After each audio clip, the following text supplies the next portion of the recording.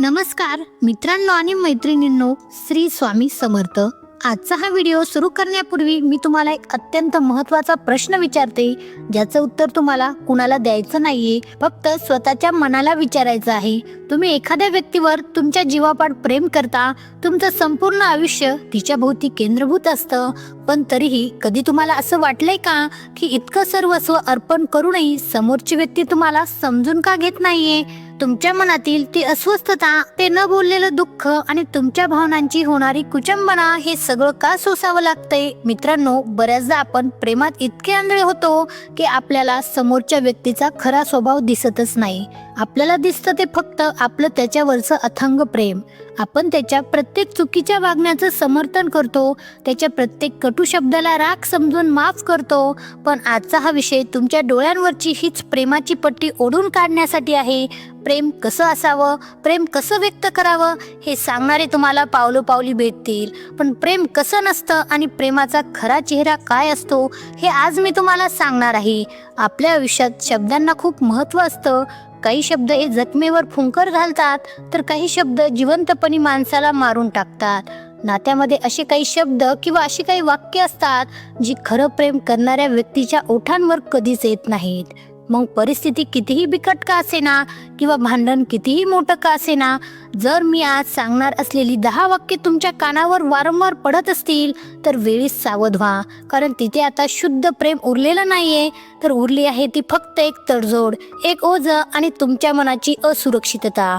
हा व्हिडिओ शेवटपर्यंत शांत चित्ताने पहा, कारण आज तुम्हाला तुमच्या नात्याचं ते सत्य कळणार आहे जे कदाचित तुम्ही स्वतःपासूनच लपवत होतात। एक गोष्ट कायम लक्षात ठेवा, रागाच्या भरात किंवा चुकीच्या वेळी निघालेलं एखादं वाक्य ही मानवी चूक असू शकते, पण जर तीच वाक्य तुमच्या आयुष्याचा रोजचा भाग झाली असतील तर तो क्षणभंगूर राग नाही, तो समोरच्या व्यक्तीचा स्वभाव आहे, ती तिची तुमच्या प्रती असलेली खरी भावना आहे। चला तर मग मन शांत करा, दीर्घ श्वास घ्या आणि ऐका ती 10 वाक्य जी खरं प्रेम करणारी व्यक्ती स्वप्नात सुद्धा बोलत नाही। सर्वात पहिलं, जिथे नात्यात ओलावा संपून केवळ कोरडेपणा उरतो, तेव्हा जे शब्द बाहेर पडतात ते वाक्य म्हणजे मला काही फरक पडत नाही। नात्यामध्ये वाद होणं, एकमेकांवर रुसणं किंवा तासनतास भांडण होणं हे प्रेमाचं लक्षण आहे, कारण तिथे एकमेकांसाठी तळमळ असते। पण जेव्हा वादाच्या एका टोकाला समोरची व्यक्ती पूर्णपणे थंड होऊन म्हणते मला काही फरक पडत नाही, तेव्हा समजा की त्या नात्याचा पायाच हादरला आहे। विचार करा, ज्या व्यक्तीला तुमच्या हसण्याने सुख मिळायचं, तिलाच आता तुमच्या डोळ्यातील आसवांनी काहीच वाटत नाहीये, फरक पडत नाहीये, हे वाक्य समोरच्याच्या मनातील शून्यता दर्शवतं। जिथे प्रेम असतं तिथे तुमचा छोटासा मूड बदलला तरी समोरच्याच्या काळजात धस्स होतं, त्यांना तुमची शांतता छळायला लागते। पण जर तुमच्या रडण्याने, तुमच्या ओरडण्याने किंवा तुमच्या गप्प राहण्याने समोरच्याच्या चेहऱ्यावरची एक रेषही हलत नसेल, तर तिथे प्रेम उरले का याचा विचार करण्याची वेळ आली आहे। मानसशास्त्र सांगतं की जेव्हा एखादी व्यक्ती मला फरक पडत नाही असं वारंवार म्हणते, तेव्हा ती स्वतःला एका सुरक्षित कवचात बंद करून घेत असते। त्यांना तुमचं नातं वाचवण्यात रस नसतो, तर स्वतःचा इगो किंवा स्वतःची शांतता वाचवण्यात रस असतो। हे बेफिकीर वागणं समोरच्या व्यक्तीला मानसिकरित्या संपून टाकतं।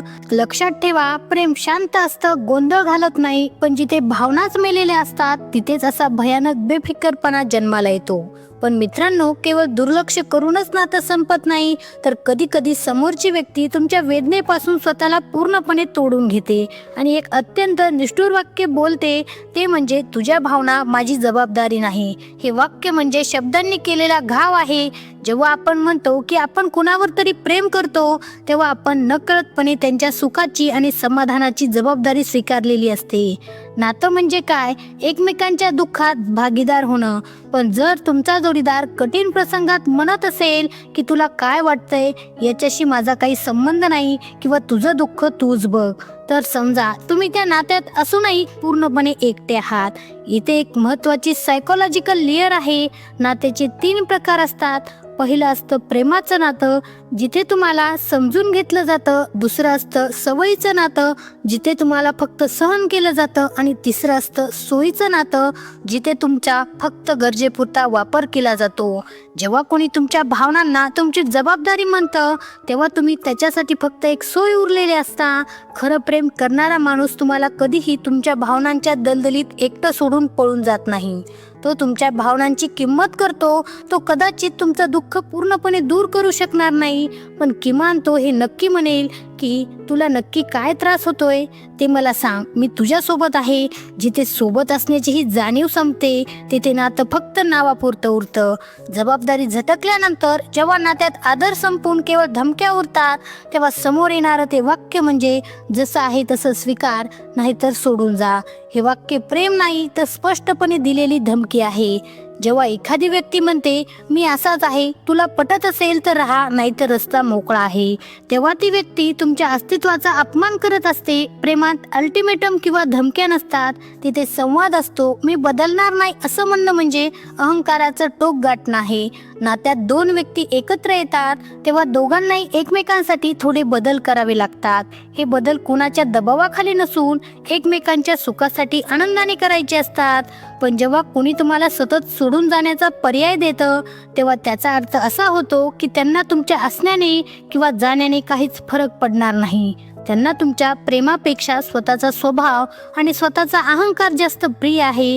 एक गोष्ट नेहमी लक्षात ठेवा, जिथे तुम्हाला स्वतःला सिद्ध करण्यासाठी सतत स्पष्टीकरण द्यावं लागतं तिथे आपलेपणा कमी झालेला असतो, आणि जिथे नात्यात सतत अटी घातल्या जातात तिथे ते नातं न राहता एक व्यापार बनतं.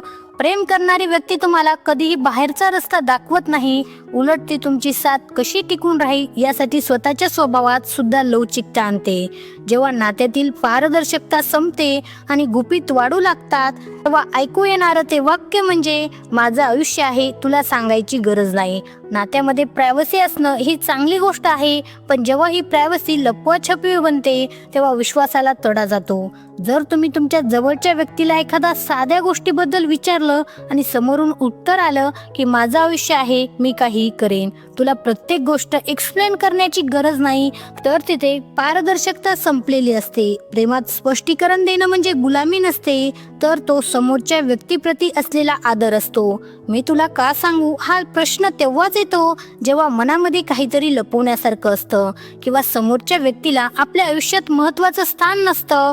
खरं प्रेम करणारी व्यक्ती कधीच लपवत नाही, कारण तिला माहीत असतं की छोट्या छोट्या गोष्टी लपवल्यामुळे समोरच्याच्या मनात शंका निर्माण होऊ शकते. लक्षात ठेवा, स्पष्टीकरण ओझं वाटू लागलं की समजावं नातं सावलीसारखं झालंय, जे फक्त उन्हात सोबत असतं पण अंधार झाला की गायब होतं. जर तुमच्या नात्यात मी आणि माझं आयुष्य हे शब्द वारंवार येत असतील तर तिथे आपण या शब्दाला जागाच उरलेली नाही. जिथे विश्वास असतो तिथे सांगण्याची गरज पडत नाही, आणि जिथे प्रेम असतं तिथे लपवण्याची इच्छा होत नाही. तुमची शंका किंवा भीती दूर करण्याऐवजी जेव्हा उलट तुमच्यावरच मानसिक दडपण आणलं जातं ते वाक्य म्हणजे तू जास्त विचार करतेस, हे वाक्य तुमच्या मानसिक स्वास्थ्यावर केलेला एक सायलेंट वार आहे. जेव्हा तुम्हाला नात्यात काहीतरी चुकीचं घडतंय असं वाटतं आणि तुम्ही त्याबद्दल बोलता तेव्हा समोरची व्यक्ती म्हणते तू उगाच ओव्हर थिंकिंग करतोयस, यालाच गॅस लाइटिंग म्हणतात. म्हणजेच तुमच्या भावनांना खोटं ठरवून तुम्हालाच वेडं सिद्ध करणं. प्रेम करणारी व्यक्ती तुमच्या शंकांना हसण्यावारी नेण्याऐवजी तुमची भीती दूर करण्याचा प्रयत्न करते. लक्षात ठेवा, जर समोरचा तुमच्या भावनांची किंमत करण्याऐवजी तुम्हाला चुकीचं ठरवत असेल तर ते प्रेम नक्कीच नाही. स्वतःच्या चुका सुधारण्याऐवजी जेव्हा समोरची व्यक्ती स्वतःचा अहंकार कुरवाळत बसते तेव्हा येणारं ते वाक्य म्हणजे मी असाच आहे, बदलणार नाही. माणूस हा निसर्गाप्रमाणे बदलत असतो आणि प्रेमात तर हा बदल आपोआप घडतो. पण जेव्हा कोणी ताठरपणे म्हणतं मी असाच आहे, पटलं तर घे, तेव्हा तो त्याचा अहंकार बोलत असतो. हे वाक्य सांगतं की समोरच्या व्यक्तीला त्याच्या सवयी तुमच्या सुखापेक्षा जास्त प्रिय आहेत. खरं प्रेम माणसाला लवचिक बनवतं. जर माझ्या एखाद्या वागण्यामुळे माझ्या जोडीदाराला रात्रभर झोप येत नसेल तर ती सवय बदलणं हे माझं कर्तव्य आहे, पण मी बदलणार नाही म्हणणारी व्यक्ती प्रत्यक्षात तुम्हाला हे सांगत असते की माझ्या आयुष्यात तुझं स्थान माझ्या अहंकाराच्या खाली आहे. कधी कधी लोकांना प्रेम कसं करायचं हे माहीत नसतं, पण तरीही स्वतःच्या चुकीच्या वागण्याचं समर्थन करणं हे प्रेमात बसत नाही. प्रेम बदलायला भाग पाडत नाही, पण प्रेमामुळे माणूस स्वतःहून समृद्ध होतो. जर कुणी तुमच्या डोळ्यातील पाणी पाहूनही स्वतःचा उद्धटपणा सोडायला तयार नसेल, तर त्या व्यक्तीसोबत भविष्य पाहणं म्हणजे स्वतःच्या पायावर धोंडा पाडून घेण्यासारखं आहे. जेव्हा नात्यातील ओढ संपते आणि टाळाटाळ करण्यासाठी जे सर्वात सोयीचं कारण दिलं जातं ते वाक्य म्हणजे माझ्याकडे वेळ नाही. वेळ ही जगातील सगळ्यात महागडी गोष्ट आहे आणि ती आपण कुणाला देतो यावरून आपली प्रायोरिटी ठरते. व्यस्त असणं आणि वेळ न देणं यात खूप मोठा फरक असतो. मित्रांनो, जगातला कितीही कामात बुडालेला माणूस असला तरी तो आपल्या माणसासाठी दिवसातून 5 मिनिटे नक्कीच काढतो. जर त्यांना मित्र, मोबाईल आणि सोशल मीडियासाठी वेळ मिळतोय पण तुम्हाला नाही, तर प्रश्न वेळेचा नाही, तुमच्या महत्वाचा आहे. लक्षात ठेवा, ज्यांना तुमची ओढ असते ते वेळ निर्माण करतात आणि ज्यांना टाळायचं असतं ते फक्त कारण शोधतात.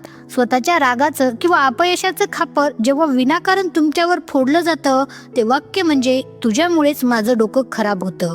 हे वाक्य म्हणजे समोरच्याने खेळलेला एक स्वार्थी ब्लेम गेम आहे. प्रेम करणारी व्यक्ती कितीही रागवली तरी ती तुमच्या अस्तित्वावर प्रश्नचिन्ह उभं करत नाही. पण जेव्हा एखादी व्यक्ती स्वतःच्या रागाचं किंवा अपयशाचं खापर तुमच्यावर फोडते तेव्हा ती तुमचं मानसिक खच्चीकरण करत असते. ही वाक्य ऐकून स्वतःला अपराधी मानू नका. तुम्ही त्रासदायक नाही आहात, तुम्ही फक्त मनापासून प्रेम करताय आणि दोष देणं हा प्रेमाचा भाग नसून स्वतःचा राग दुसऱ्यावर काढण्याचा एक असुरक्षित मार्ग आहे. स्वतःची चूक लपवण्यासाठी जेव्हा समोरची व्यक्ती तुमच्याच विश्वासावर उलटवार करते ते वाक्य म्हणजे तू माझ्यावर विश्वास ठेवत नाहीस. हे वाक्य अनेकदा बचाव म्हणून वापरलं जातं. जेव्हा समोरची व्यक्ती काहीतरी चुकीचं करते आणि तुम्ही त्याबद्दल प्रश्न विचारता तेव्हा ते उत्तर देण्याऐवजी तुमच्यावरच उलट हल्ला करतात. तुला माझ्यावर विश्वासच नाहीये का? विश्वास हा विश्वासानेच कमवावा लागतो. जर एखाद्याचं वागणं संशयास्पद असेल तर प्रश्न विचारणं स्वाभाविक आहे, पण प्रश्नाची उत्तरं देण्याऐवजी ट्रस्ट कार्ड खेळणं हे समोरच्याला अपराधी वाटायला लावण्याची एक चाल आहे. प्रेमात विश्वास मागितला जात नाही, तो आपल्या वागण्यातून सिद्ध केला जातो. ज्याचं मन साफ आहे त्याला प्रश्नाची भीती वाटत नाही, पण जे लोक लपवाछपवी करतात ते विश्वासाचा आडोसा घेऊन स्वतःला वाचवण्याचा प्रयत्न करतात. लक्षात ठेवा, विश्वासाचा अर्थ डोळे मिटून अंधारात चालणं नाही, तर विश्वासाचा अर्थ हा आहे की समोरची व्यक्ती तुम्हाला कधी अंधारात सोडणार नाही याची खात्री असणं. आणि शेवटी जेव्हा नात्यातला आदर गमावण्याची भीती पूर्णपणे संपते तेव्हा येणारं ते वाक्य म्हणजे तू गेलास तरी मला फरक पडणार नाही. हे वाक्य कोणत्याही नात्याचा शेवट असतं. हे शब्द ऐकल्यानंतर त्या नात्यात राहण्यात काहीच अर्थ उरत नाही. प्रेमाची सगळ्यात मोठी ताकद कोणती असते तर आपला माणूस आपल्याला सोडून जाईल ही भीती. आणि जिथे ही भीतीच संपली आहे तिथे प्रेम कसं असू शकतं? जेव्हा कोणी तुम्हाला तोंडावर सांगतं की तू माझ्या आयुष्यात असण्याने किंवा नसण्याने मला काहीच फरक पडत नाही तेव्हा ते तुमची किंमत शून्य करतात. याचा अर्थ असा की तुम्ही त्यांच्यासाठी फक्त एक पर्याय आहात, तुमची जागा कोणीही घेऊ शकत नाही असं त्यांना वाटतं. हे वाक्य तुमचं मन पूर्णपणे तोडून टाकतं. पण मित्रांनो, हीच ती वेळ असते स्वतःची किंमत ओळखण्याची. जो तुमच्या असण्याची किंमत जाणत नाही त्याला तुमच्या नसण्याची जाणीव करून देणंच योग्य असतं. जिथे गमावण्याची भीती नाही तिथे प्रेमाचा ओलावा कधीच निर्माण होऊ शकत नाही. मित्रांनो, शेवटी एकच लक्षात ठेवा, नातं म्हणजे फक्त सोबत राहणं नाही तर एकमेकांच्या मनात सुरक्षित वाटणं आहे. प्रेम ही जगातील सर्वात सुंदर भावना आहे, पण ती तुमच्या आत्मसन्मानापेक्षा मोठी कधीच असू शकत नाही. जर एखादं नातं तुम्हाला रोज रडवत असेल तर ते प्रेम नाही, कारण खरं प्रेम तुम्हाला सावरण्यासाठी असतं, संपवण्यासाठी नाही. स्वतःची किंमत ओळखा, कारण जो स्वतःचा आदर करतो जगही त्याचाच आदर करतं. आजचा व्हिडिओ आवडला असेल तर व्हिडिओला लाईक करा. तुमच्या प्रतिक्रिया कमेंटमध्ये आम्हाला नक्की सांगा. चॅनलवर नवीन असाल तर चॅनलला सबस्क्राईब करून ठेवा. आता भेटू पुढच्या व्हिडिओमध्ये. तोपर्यंत धन्यवाद. श्री स्वामी समर्थ.